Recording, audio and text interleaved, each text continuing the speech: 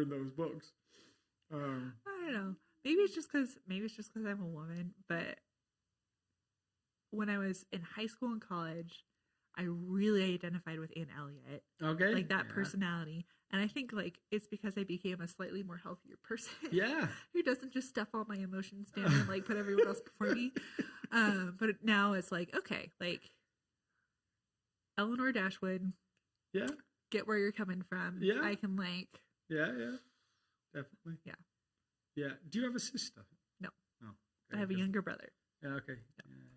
Because that family element as well. Like, yeah, I love Anne Elliot. I think she's my favorite of all the heroines over time. Yeah. So I have no idea how we know that this is live. Aaron says it's just a trust process, but he always somehow like knows. But usually, within the first minute, is checking to see if we're actually online. Right. So I'm going to try and do that. Okay. And hope that it works out okay. Maybe hello, everyone. One waiting. We've got one person waiting. There we go. Couch Theology. Waiting for South Fellowship Church. Still waiting.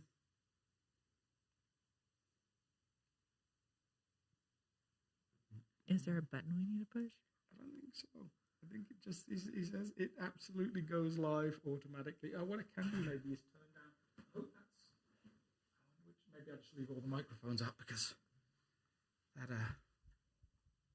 feels risky to turn one off because it might be the wrong one.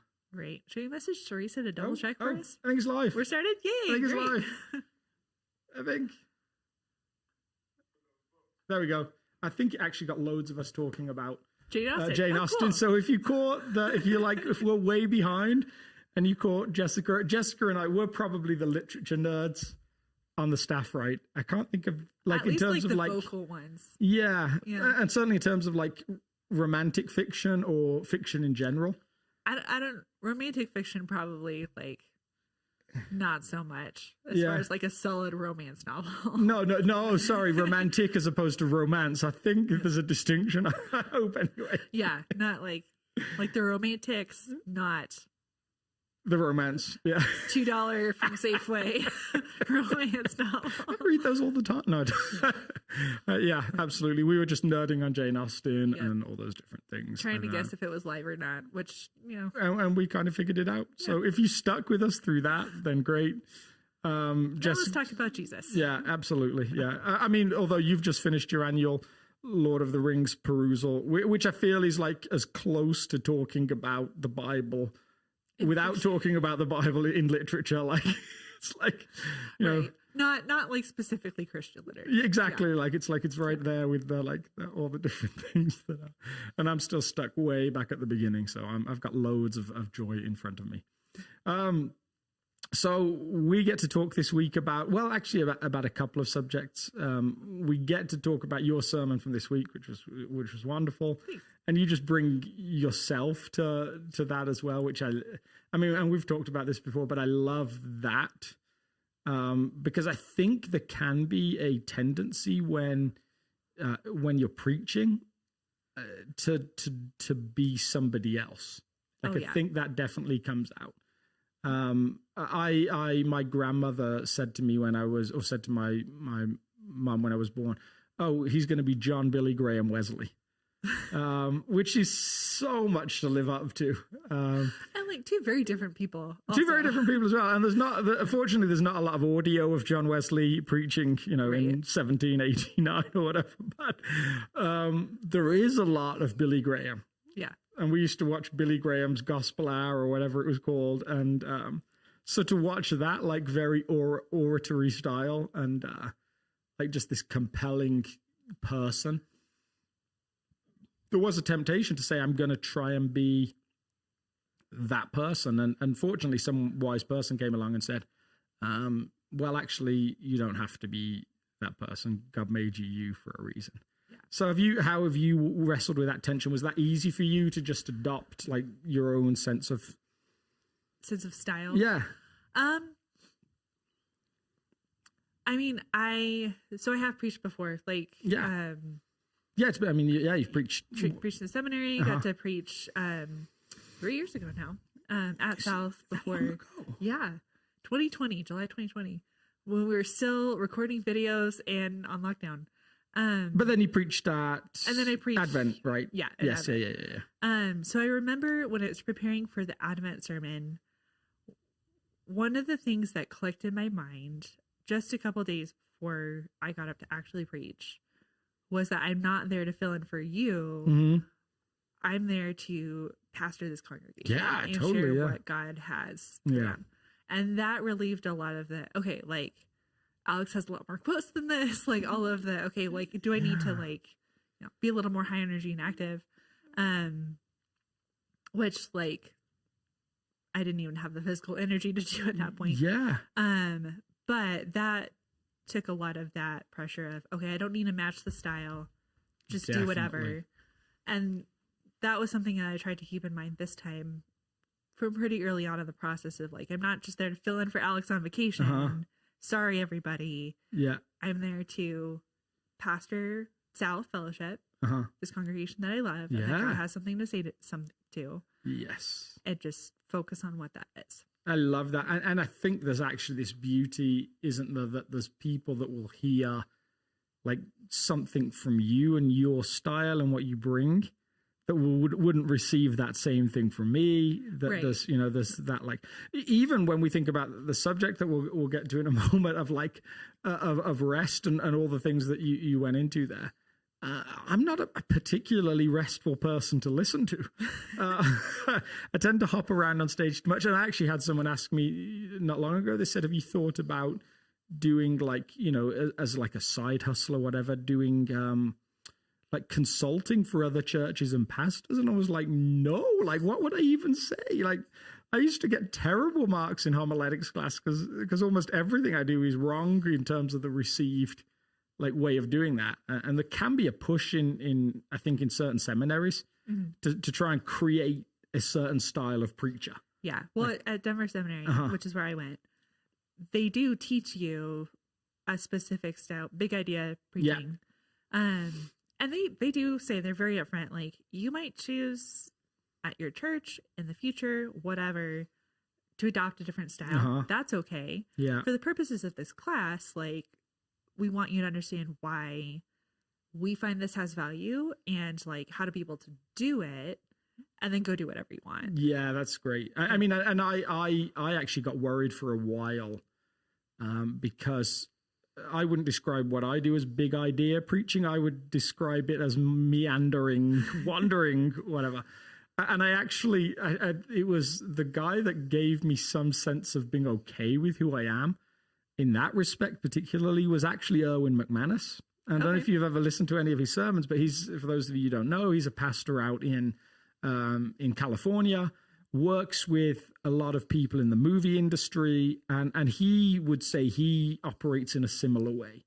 And he said the reason he believes it works today is people are used to, like, grabbing bits of information from all over the place. Yeah. So they're used to, like, Twitter feed. Oh, that's one thing. Oh, that's a new thing. Oh, that's another thing. That's a reel. Oh, that's a reel. That's a reel. So they can, the brain is now wired to grab.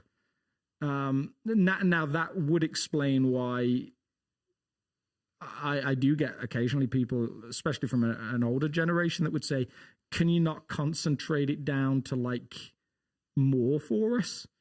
Because if they're not experiencing that brain wiring that says, no, I'm comfortable flicking from one channel to another really quickly. Right. And you meet those people, don't you, that if you've ever sat with someone who's on Netflix looking for a movie and they're just, like, skipping through super fast and you're like, can you slow down? I need to see all the options. And you're just going too fast. Yeah.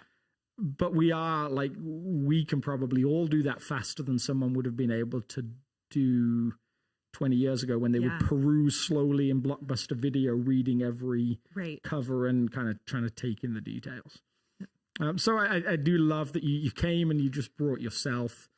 And I just heard so many people that just said it was just wonderful to hear on that level. And I think you brought this beautiful element of restfulness to a passage that at least is somewhat unrest. Yeah.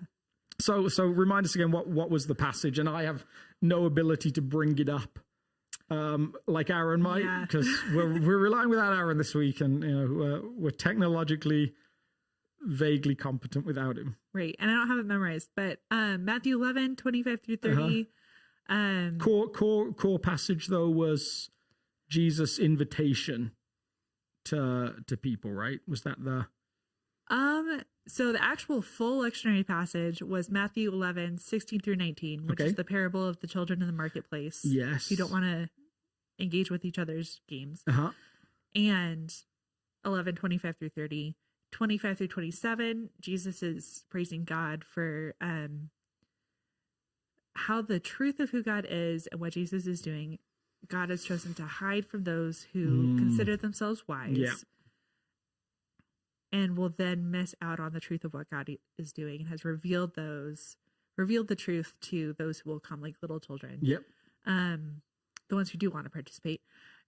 And Jesus himself, because he knows God in this relational way and ultimately is God himself in the flesh, can be the one to reveal that truth. Yes. And then it goes into 28 through 30. Come to me, all you who are weary and burdened, and I will give you rest.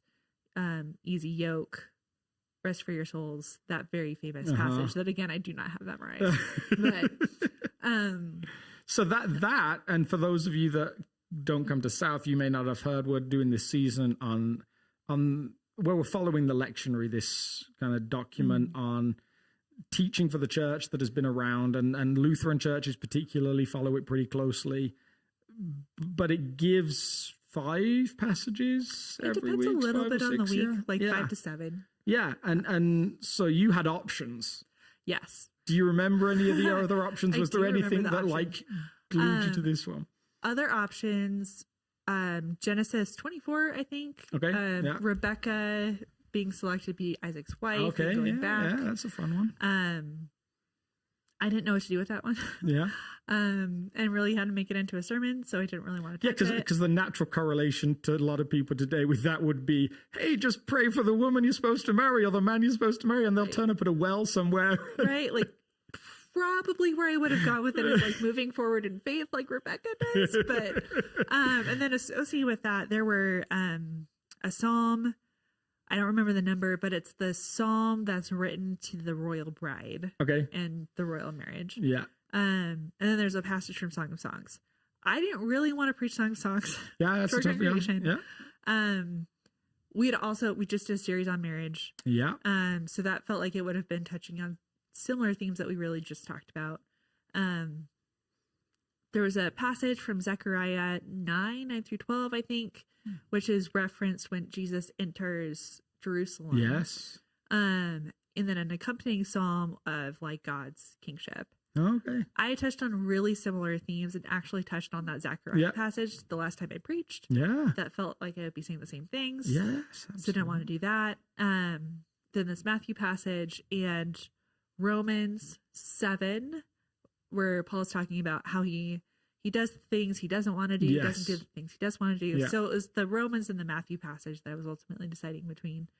And as I shared in the sermon, the Matthew passage has some very practical, recent personal implications. It's like, I feel like I needed to lean into that. And wrestle with Romans perhaps another time. Yeah, and I actually get to do. I get Romans 8, and you can't really do Romans 8 without some of Romans 7. Right. Although I was reading Douglas Moo's commentary on Romans as part of this, and he was like, this doesn't really have anything to do with Romans 7. I was like, this is the first time I feel like I disagree with you, and I feel like I'm right. All of Romans builds on each other. Like you can't really just be. He's very much a guy that says Romans 5 is like the key companion to Romans 8. So anyway, that's for this Sunday. So you'd locked in on Matthew, and you were knee deep in commentaries. I felt like you were like I had part of it. There was the yoke passage, and I had been in a meeting a few weeks ago with another member of our staff team who had a very specific interpretation of what the yoke is. That was a signifier that rabbis would give to their students to mark, like, you are following me, you are my disciple. Yeah. Which is a very compelling interpretation. I could not find that interpretation anywhere. And I knew, based on who this person is, who actually turned out to not be there on Sunday, to hear this, that if I presented the yoke and didn't talk about like this is Yeah. the interpretation of it, they would Yeah. come be like, well, why didn't you talk about this? I think we should just tell everyone it's Dan. He's very picky about what you read. Those Right, times. it's not Dan. So I like was reading commentary after commentary, like went to the seminary library, looked at Bible dictionaries, like word That's amazing. studies, trying to find any evidence of this particular interpretation, and I couldn't. So I'm not going to go up there and preach like I heard this one time. This really cool This understanding. guy Which, that I met in a restaurant once was telling me about it. Right. And like, you know, to be fair, I had heard that understanding of it before. I just couldn't find any kind of support for that. Yeah, I'm not going to go preach like, Yeah.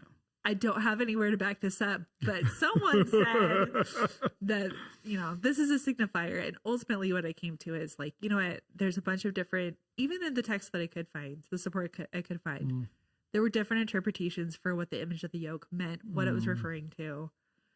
Ultimately, it was all talking about discipleship. Yeah. So in the end, like that's one of those differences of opinion that ultimately, though, they all come back to the same point that Jesus is trying to make. Yeah. So it doesn't really matter which interpretation you take. Yeah. You're going to get to Jesus is talking about discipleship and being his disciple, following him every single day. So there's also like, to me, the interest, like when I hear that, so we know that yes, probably it's probably not original language to Jesus. Like, right. there's like probably he's not just he's not Shakespeare creating words and images. And, yeah. It's not the first time someone's heard yoke in the context of discipleship. Yeah. So other rabbis probably using something similar. So to me, like the interesting thing is, one, it definitely seems to mean something to us today. You really got into that in the latter part of the sermon, and we'll get to that. But it probably had an implication for the people that were hearing it right then. Right. Like for his disciples. Yeah. Like, do you think there's anything, did you come across anything that suggests how following Jesus looked different than it did with other rabbis? No, not really. Because I mean, that's something that always intrigued me. Like, you feel like it must have been different than other rabbis. But then you're also like, my only reference point for that is probably The Chosen or something like that. Like, I don't know that I've actually got a concrete sense of why it was different. Right. I mean, well, if you look at how Jesus interacts with the Pharisees and the teachers of the law at various points through the Gospels, when his disciples are doing something or not doing something, or the disciples of John are doing something and not, John the Baptist are doing something or not doing something, like that tells you, like, it seems like there was a lot more just basic freedom on like, you need to do this. Actually, no, like you're with the bridegroom, you're with Jesus himself. Like, I'm fulfilling all of that. Like, there are way more important things that I'm going to teach you about. Yeah. Like, even just the probably ethos, because the heart of what even you would have been concerned about by following all those rules and regulations, at least, you know, in the initial intention of them, Jesus is fulfilling. Yeah. With next absolutely. to you. Yeah. No. And I mean, to me, it was intriguing, like thinking through.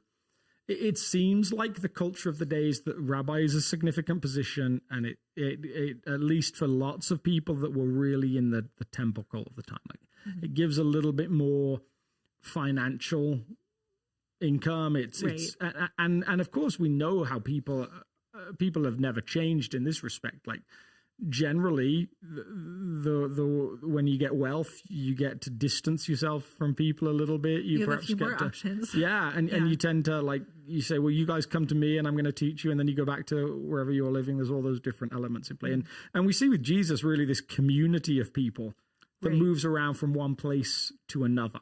Right. And I was actually reading Soren Kierkegaard's Training in Christianity. And he was talking about maybe part of the tension people feel with Jesus is just how low he was willing to lower himself. So we today, if we hear about a rich person who gives up their wealth and lives as a person in a poor community, we kind of think that's a noble idea. But when we see it in practice, we're like, this is ridiculous. Like, you know, is this some kind of pride driving you to do this? What's going on here? You're like, you know, you could be doing this. You could be making a difference in the world, and you're here, you know, operating in this way. And his sort of idea was maybe that's what we struggle with Jesus. We're like, really, like, why? Like, this is low. This is like, what's driving you to do this? And yet he comes and lives in this poor little Jewish backwater, and pulls people as disciples who probably no one else wants as disciples. Right. Otherwise, they probably would have been doing other things. Yeah. Probably not fishermen. Yeah. He doesn't seem to take disciples from anyone else, other than maybe this hint that some of them have been with John the Baptist. Right. Who himself was a bit of a iconoclast. Like, right. Like, he wasn't doing the normal rabbi thing either. Yeah. Yeah. So it's just fascinating to think through, like, how different Jesus is. But for us today is I think where maybe most of your energy landed. Like, what? Yeah. Which actually, like, wasn't the initial impetus of the sermon. Initially, I was trying to do the full lectionary passage, 16 through 19 and 25 through 30, with the idea that there's so much more going on here, especially when you have those two texts together, than just the rest passage, which we seem to, like, zoom in on. Like, I remember I used to have this book of, like, God's promises or whatever, that, like, you know, you're going through illness, reference these verses, like, or whatever, these verses will, like, comfort and support you. And, like, I feel like that rest passage was in, like, most of those little sections. Yeah. Which, again, as I said in my sermon, nothing wrong with going to specific scripture passages for comfort, encouragement, hope, reminder of God and his, you know, character and, like, what he says. Yep. Nothing wrong with that. But in my initial thought, I was like, okay, we always zoom in on this. There's so much more going on here than just God will give us rest. Let's zoom out on what is happening. And then I had this whole, like, double structure, like, there's this really cool thing that's happening in chapter 11 of, like, John the Baptist says his disciples to Jesus to ask, are you the one who's to come? He's, like, asking this question. All that happens all through the Gospels. Who is Jesus? And then Jesus, like, talks about the response that has happened so far, like, in 16 through 19. He's been rejected. He and John the Baptist have both been rejected. And then the outcome, which I didn't even touch on in my sermon, is these towns, these people that they've been walking among who have rejected him in the midst of them will ultimately miss out on the kingdom and be judged. Yeah. And then he goes back to 25 through 30 and does the same cycle again. Who is Jesus? He's God. He's the one who reveals the Father to us. Not just Messiah that they were expecting, but this whole other dimension. He tells us how to respond, come to him. And, like, he tells us what the outcome is, that there will be rest for our souls. I love it. Which is so cool. As a theology nerd, I actually really want to hear this sermon now. Right? But the thing is, the Sunday before I preached, I realized if I try to talk about all of this, which requires you to talk about all of chapter 11, I'm going to be up there for a couple hours. It's not gonna, like, I can't make it flow in 30 to 40 minutes. Oh, man, yeah. And I feel like where I'm being prompted and what God has for our congregation is landing in those last couple of verses anyway. So I'm going to scrap this. I love it. Cut off the first part of the lectionary text. Just not even give a real brief overview. Because it does set up the last section. You do need to at least touch on what's happening. Yeah. But where I thought it wasn't going to land, it actually might be where God wants to land it. Totally. So and I'm going to give you credit for being way more humble than I am. Like, and it may not be true, but right now I'm going to give you the credit of, because I think you tapped on this preacher tension of, like, it is really nice to be up there and be perceived as being clever. Or as being perceived as being original, or like, look at this new idea that's really exciting. Like, that's a temptation for me, at least. Yeah. And I don't even know if it's a new idea, but, like, it just seemed like so clear and really, really cool and beautiful in what was happening. Yeah. And this bigger picture of who God is. But I also just kept having, this isn't working. What's not working? What's not working? It's like, oh, because I'm trying to make too much happen, and my focus might not actually be what our congregation needs to hear in this moment, in this particular sermon. Yeah.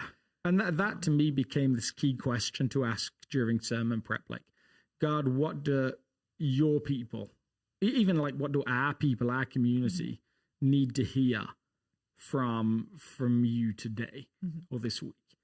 because it's really tempting to try and just push out into different ideas and to be complex. And I think almost every preacher, especially the more you do it, I think has these moments where you're like, okay, probably bit off a little bit more than the congregation could chew.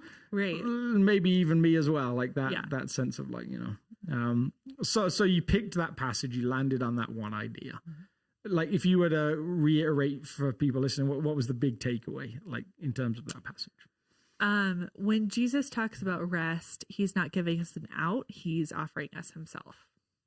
I love it. Can you say it one more time? When Jesus talks about rest, he's not giving us an out, he's offering us himself. So what, when you read it and you felt the passage, what part of everyday life led you there? Because it's usually, to me at least, there's something about everyday life and my own feelings about a text that get me to that point of saying, oh yeah, that's definitely true. I mean, a lot of it had come from previous wrestling that I had already done, which again, I shared this in the sermon too. For the most part, when I looked at rest, just in my own reading of the passage, even before preparing for the sermon, I had particular ideas of rest means having a break. I shared rough couple years for my family health-wise, praying this passage, asking Jesus to give us rest, and realizing that, what I mean is I want it to stop. I want us to have a break from everything that's going on, like health problems and, miraculous healings, if you want to throw that in, that'd be great. Like a break, a physical, emotional break from everything we're dealing with. And that, whether that's your assumption when you see it or not, like we're probably all bringing this is what this means to the text when we see something like that. But as I did more research, it was clear that what Jesus is talking about is rest for your soul, like a refreshing of your soul. Yeah. Not that things will stop, not that you'll feel better even necessarily, but that he's present with us, which also, like those 3 verses right before, he's talking about who he is. He's talking about his sovereignty, divinity, that he's the one who can reveal the face of the Father to us. And that's what he's there to do. Yeah. Those weren't in isolation. They're next to each other. He's saying it all together for a reason. Yes, totally. And that really matters. Yeah. Oh, yeah. And that might not be what you necessarily want to hear in the moment. Yes. It doesn't always feel like that's a better option. Yeah, actually. It does. No, it doesn't. No. But that is, at least in this passage, what he is talking about. And it's not, we talked really briefly beforehand about, it's not that the Bible doesn't give, or scriptural writers and God himself don't give permission to actually stop.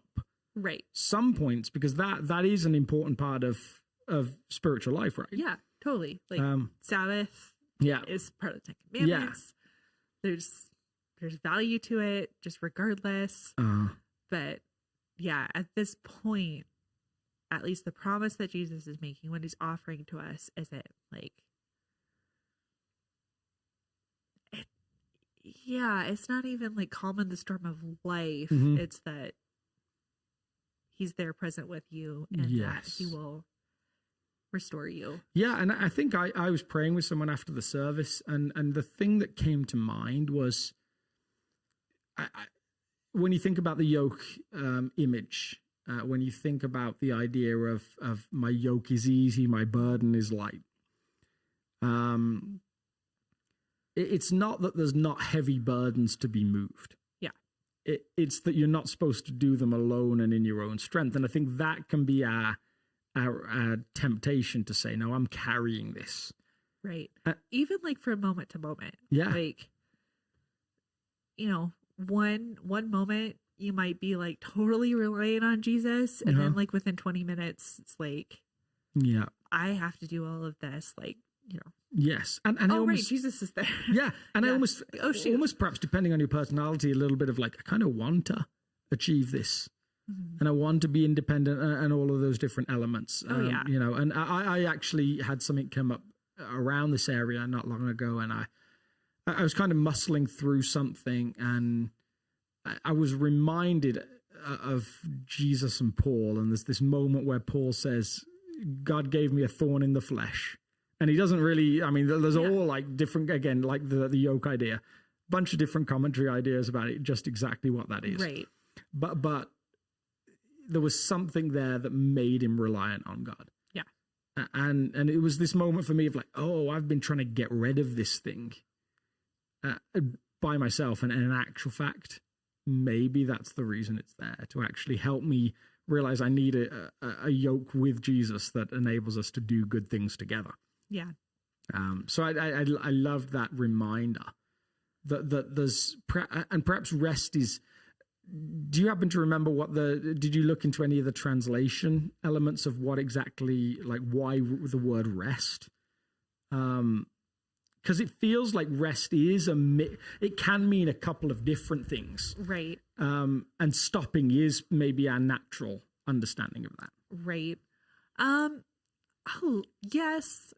At least as far as the English translations that I looked at, they're all the same thing. Yeah. That may or may not be because that's the best one.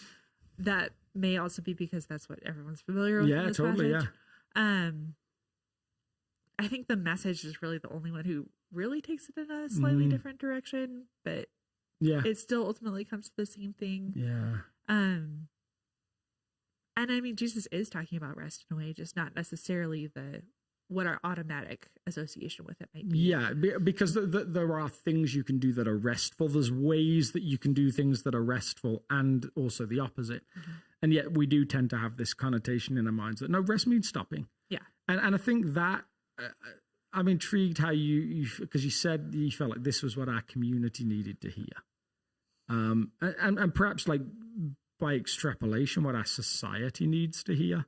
Oh, yeah. So, like, what is it that you see in our community and in society in general that says, no, rest is an important word for us now? I think as far as our community,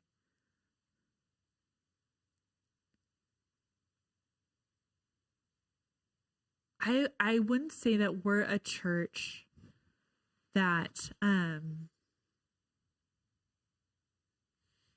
requires you to have a mask on of like, no, you have to pretend everything's like good or else. Uh-huh.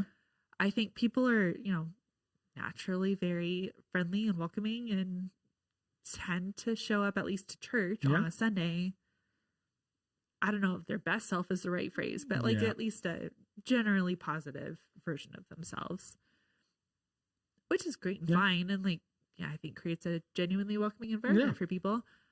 But also, like, I know that there are a lot of people in our church community who are carrying very, very heavy things. Yeah, and you get to, your role, naturally, you get to hear some of those stories, like, when they're shared, but also But I don't even know everyone's story in our church. Like, there are so many people that I've just never talked to in depth to hear, like, oh, and, like, you're dealing with this, and this person just died, and this person died 12 years ago, but you're still carrying the weight of that.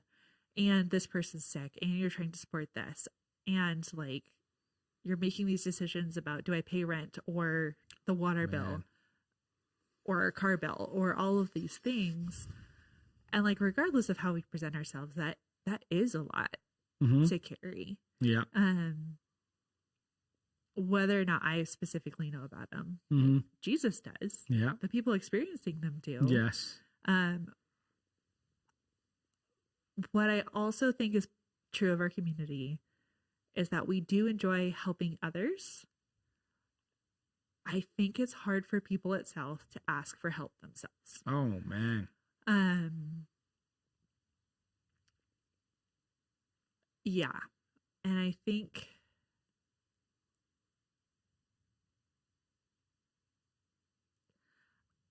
a piece of what people needed to hear is that you don't have to shoulder everything yourself. Whatever, that next step looks like, whatever God might be asking you to do with that, like that's going to be different depending on each person. Like, Yeah. what I'm carrying isn't what you're carrying, which isn't what, anyone listening to is specifically carrying. We all have our own different stories and experiences and challenges of the moment, or decades or whatever. But the encouragement that you don't just have to suck it up and deal with it on your own.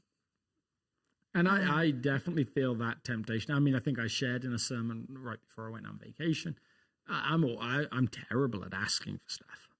And I've, had seasons where I've either, preached 14 out of 15 sermons because no one necessarily felt like they were in a good position to take that burden. And I think part of that is also, I grew up with pastors who wonderful people and probably smarter than me in this respect.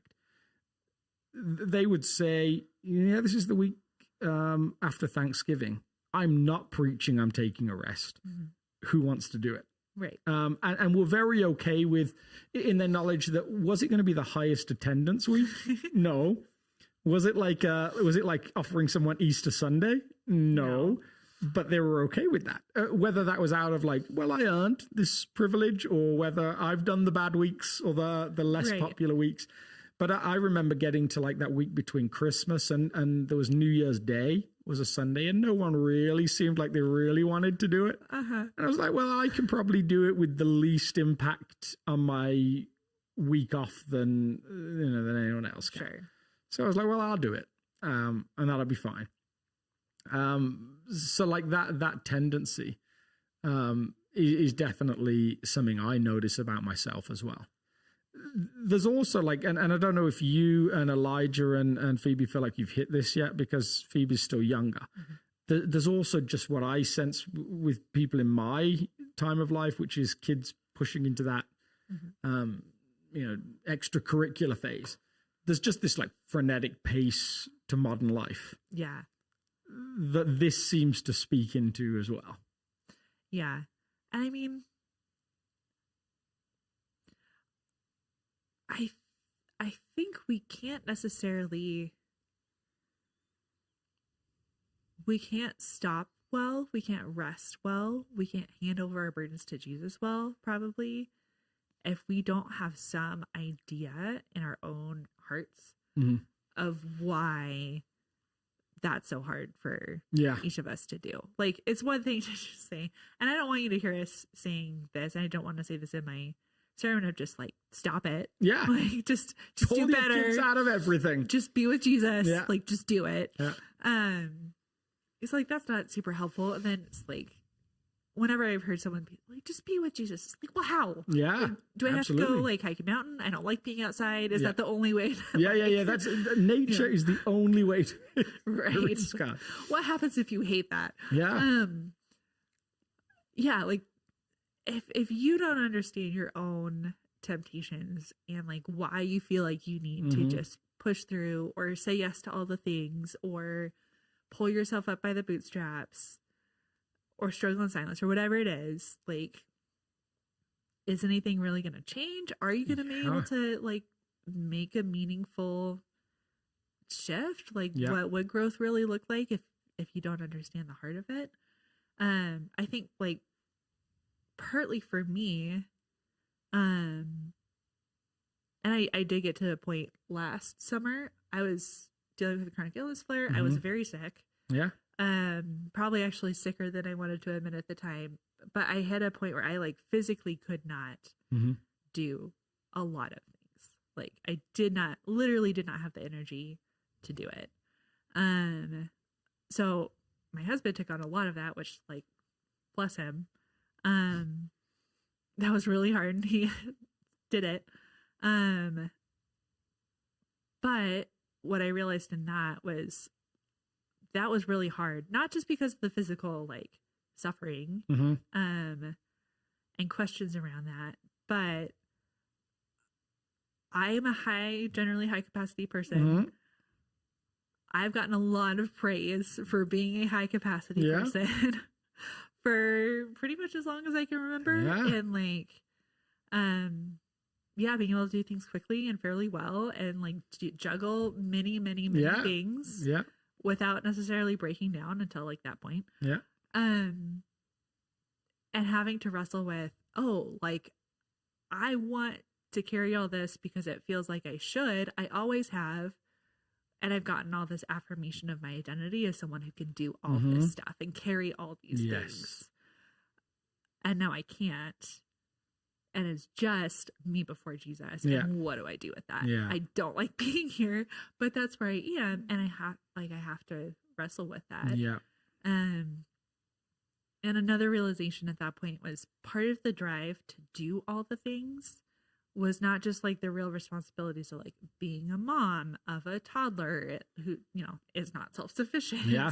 And like all the genuine care that she did and does need, like the responsibility of being a good wife and pouring into marriage and working here, which I genuinely love and enjoy. And just other things of life that have to happen on some level, like, car registration and grocery shopping, like whatever. And car registration here is both timely and time consuming and crazy expensive as well. It's very frustrating. All those details. The things that just have to happen. But I also realized that part of the driving factor wasn't just like, well, stuff has to happen, life has to continue. It was the voices of my head of people who I may or may not have even like had a relationship with at that point, but whose expectations I was trying to outlive or outdo. Man. Like the people who told me that you have to be a mom in a certain way, be a wife in a certain way.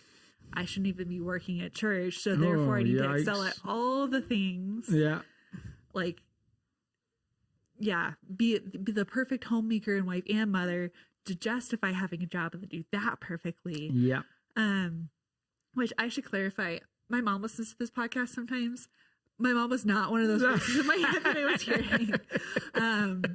I did not feel like criticized Jessica's or judged by my mom. Feel free to not hold that. Right. Not you.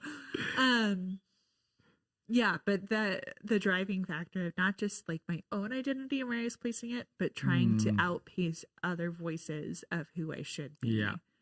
That I didn't even want to live up to those expectations, and I think but felt like I had to. That like somewhere there's this self-drive that is one thing, and then there's this like I've said before, I think like doing my role, it's really easy to wrestle with imposter syndrome because you can't be good at everything. Right. And so it was really easy for me to look back at other things I'd done successfully and come up with reasons why that happened. Primarily reasons that it was somebody else that had done it. And that one, either I was going to fail this time, or two, I was going to have to work doubly hard to make up for the fact that this person wasn't there, or this scenario wasn't in place, or all those different things. Like even coming to South following a successful pastor was different because I'd actually done other roles where I'd gone and followed an unsuccessful pastor, a pastor who'd really seen decline or seen, just found they weren't in a good fit. Again, not particularly criticizing them, just things weren't great. So there's all those different things that come into play that can drive us. The society expectations, there's even just wanting your kids to have a great experience of life. Like, I want them to have these opportunities either because I didn't have them or because I had them and they mattered to me. And all of those things couple to just a restlessness. And I found when I got sick, when I had a gallbladder emergency removal, I remember lying in the hospital bed and actually just saying, I don't have to do anything. No one expects me to do anything now. Everyone's carrying stuff and they think that's right. They're like, no, you stay there. Everybody's telling me the same thing. Of course, no one tells you that in everyday life. It takes almost a crisis. And I remember Ruth Haley Barton saying, I think it was Ruth Haley Barton, said that if you can't find space for Sabbath and rest, then car accidents become your Sabbaths. Right. And sicknesses become your moments of rest. Right. The universe, God, whoever has a way of saying, no, we're going to get you to a point of you're on your knees and you're there's not learning this nowhere to lesson go. yourself. Therefore, yes, here's your space to learn this lesson. Yeah, and I wonder whether it's not just the Sabbath thing, as you talked about this week. It's how you do stuff in everyday life. Mm-hmm. And somewhere, like, actually getting to a point, and maybe if you're listening, you struggle with this as well, like knowing it doesn't all rest on you. Yeah. Being willing to accept that it doesn't rest on you. Yeah. And there might be consequences to that. There might be some things that just aren't gonna happen. Yeah. Because you can't make them happen, and that has to be okay. Yeah. Oh man. So if you were to give like a piece of advice to someone who's struggling with just either like they're trying to follow Jesus and it feels like it's not I don't want to use the word not going well. But they're almost at a point of like, I don't know if this works. I don't know what to do with this. Yeah. I feel stuck. Yeah. What would you say to them? I mean, I think my first question would be, what's your definition of works? Uh-huh. Yeah. What are you hoping for and asking for? Yes. Because what you might be expecting Jesus to do for you might not be what Jesus is promising to do for you. It might be what you're promising yourself Jesus wants to do for you. Yeah, so making sure that's aligned. Mm-hmm. I think also like there is a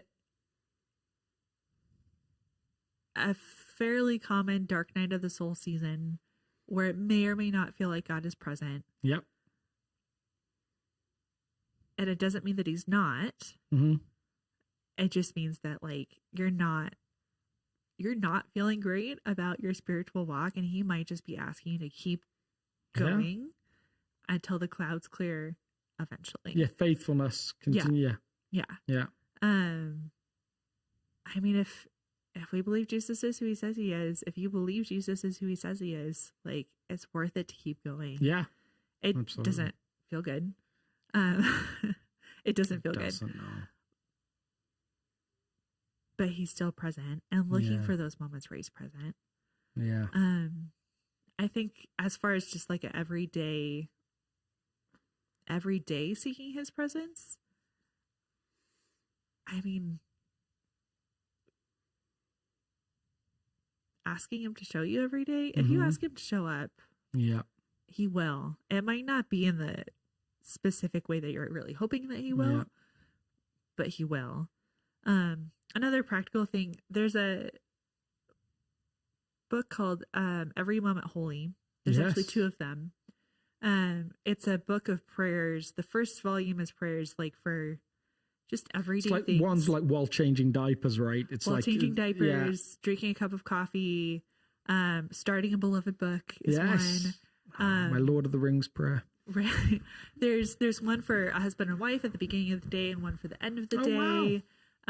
Going on vacation, like all these things. There's actually one that was originally how I was going to end my sermon, was trying to find a prayer from there. I couldn't find one that would work, but I found one for before going on stage, so I was praying. I love that. I went to preach. I need that for this week. Yeah, the second volume is on like grief, loss, illness, walking through really hard things. But yeah, finding a copy of that or some version of that that really helps you be intentional with, okay, how is God working in this, even using this that seems so mundane or dreaded or just ordinary, and knowing that he's present and working for my good, my sanctification, even in this thing. I wonder for people listening maybe as well, there's this beautiful correlation between the two elements of rest we've kind of touched on, that like actually making an effort to make Sabbath work. I think there's something about not doing Sabbath, and this probably began with an agricultural kind of lifestyle, but that belief, like if I just do another day, I can eke out a little bit more. If I just gather a little bit more manna. Exactly. I'll have more manna. Exactly. It tends to change our attitude towards the other 6 days as well. Whereas there's something about the practice of surrendering a Sabbath and saying, I'm not working. That actually perhaps counterintuitively to us, doesn't say, oh, I've got to work harder the other 6 days now. Right. It actually says, I've already chosen to know when to stop. Yeah. And I can do that other days as well. Yeah. God can carry the world with or without me doing all the things. And I actually, and maybe not everyone can do this as easily as I did it, although I don't think it was easy. I went to Sacred Heart down in Sedalia for a couple of days, and it's a place of silence. And I was terrified because I talk a lot, and I struggle with a sort of an ADD personality. I'd flip from one thing to another. And it was amazing. And I remember thinking, okay, I've stopped. Now I've got to start again. I'm not like, it's not the rest of continuing to work and Jesus' partnership. This is pure just stopping everything. And I remember my reinitiation into life just being so much more relaxed about things than I was. I was in the gas station, and to me, that's a place of like, I'm getting stuff done. I'm getting my car filled. I want to get out. And it was one of those ones you had to go in to pay.